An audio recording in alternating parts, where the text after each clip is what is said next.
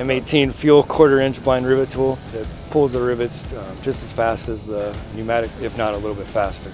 The recovery time is real fast. It speeds up the process 2 times faster.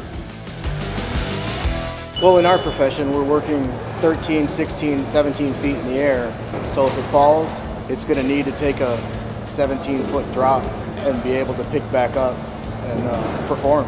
It's nice having the trust that we don't have to replace those tools or have it jamming up. The jaws will stand up to all the pressure of pulling constant rivets over time, and you're not worrying about maintenance costs versus the cordless tool.